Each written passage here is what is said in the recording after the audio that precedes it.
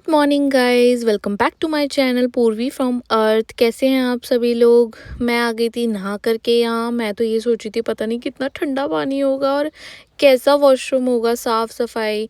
But हाँ, अच्छा washroom था। फिर हम रेडी वेडी होके, ये भी नहा धो लिए थे, हम निकल गए थे अपनी डेस्टिनी की ओर, अजमेर जाने के लिए। अजमेर हम इसलिए गए थे बिकॉज़ हमें वहाँ पे दरगाह पे जाना था, उसके अजमेर शरीफ के दरगाह, क्योंकि हमें एक्सपीरियंस करना था कैसा है कैसा नहीं है। काफ़ी नाम सुना है उसका। फिर हमने अपनी गाड़ी को पार्क किया। ये यहाँ से लगभग कम से कम 1-2 किलोमीटर की डिस्टेंस पे होगा अराउंड। तो हम पैदल ही गए। मैं तो सोची थी पता नहीं कब ख़त्म होगा रास्ता, कब ख़त्म होगा। ऊपर से बराबर में ये चल रहे थे खच्चर, तो मुझे इतना डर लग रहा था इनसे। मैं तो कोने कोने चल रही थी बिल्कुल। और फिर हमने देखा दरगाह के सामने एक मार्केट लगता है, यहाँ सारी चीज़ें थी, बैंगल्स और कपड़े, क्लॉथ्स, खाने पीने की चीज़ें।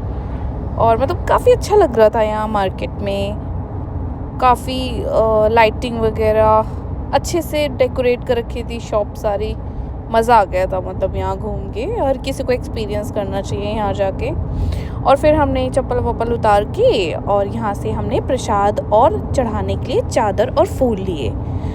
फिर हम गए ये चादर और फूल लेके अंदर। बट मार्केट बहुत अच्छा था गाइज़, आप आना ज़रूर।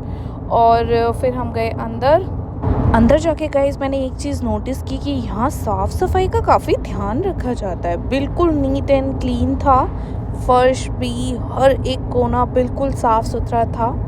और यहाँ हिंदू और मुसलमान दोनों ही आते हैं दर्शन करने के लिए, तो सभी लोगों को ज़रूर आना चाहिए। कमेंट में बताना मुझे कि कौन कौन आया है इस दरगाह में। अच्छा, ये है बड़ी कढ़ाई और ये है दूसरी साइड, इसकी ठीक सामने छोटी कढ़ाई थी।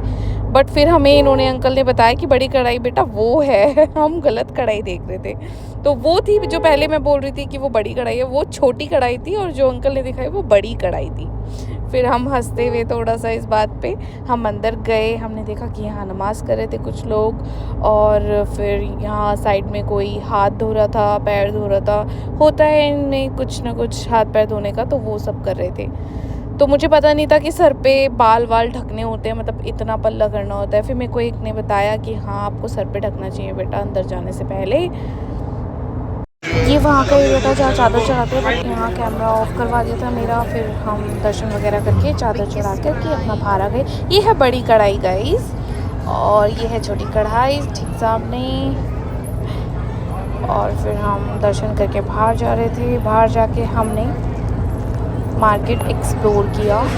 मार्केट से मैंने अपने विवान के लिए ली एक गन गाइस। उसे माचिस वगैरह मतलब पटाखे वगैरह काफ़ी पसंद है, तो मैंने उसके लिए एक गन ली है जिसमें मैच बॉक्स की एक तिल्ली लो और वो डालो, एंड फिर अगर उसको हम शूट करेंगे तो काफ़ी तेज़ आवाज़ होती है, तो वो काफ़ी हैवी हो जाएगा। और मम्मी उससे माचिस छुपा छुपा के रखती थी, अब और छुपा के रखेंगी वो उससे माचिस।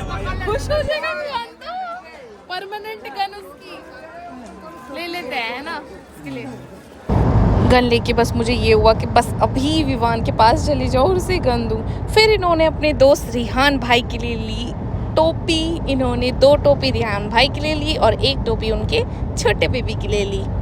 फिर हम वहाँ से बाहर आए तो हमें थोड़ा सा आगे जाके ही ये लोकेशन मिली, और ये लोकेशन इतनी अच्छी थी, मुझे और इनको बहुत मज़ा आया। यहाँ पे हमने काफ़ी सारे फ़ोटोज़ लिए। फिर मैंने इनसे बोला यार इतनी अच्छी लोकेशन है, कम से कम वीडियो तो बना दो। तो इन्होंने मेरी वीडियो बनाई। वीडियो बनाने की एक रील ही बनाई थी। फिर उसके बाद मुझे दिख गई यहाँ पे भेलपूरी, और भेलपूरी दिखने में इतनी यम्मी लग रही थी। फिर मैंने उनसे बोला, हमने भेलपूरी खाई, और भेलपूरी खाते खाते हमने, एक अंकल जी थे वो कुछ इस लोकेशन के बारे में बता रहे थे, बट हमें उनकी लैंग्वेज समझ नहीं आई, आप भी देखो। फिर मैंने बनाई गाइस ब्रेड और दूध। मज़ा ही आ गया बिल्कुल ही खा करके ब्रेड और दूध। सिंपल सोबर सा नाश्ता किया हमने, बट यम्मी, 10 आउट ऑफ 10। ये तो बात है, लोकेशन का इतना फ़र्क पड़ता है गाइस, खाने का स्वाद ही बढ़ जाता है। फिर हमने अपना ब्रेकफास्ट एंजॉय किया और हम देख रहे थे कि कितना डिस्टेंस पे है हमारा पुष्कर जी मंदिर यहाँ से। मेरे का व्लॉग बस यहीं ख़त्म हुआ।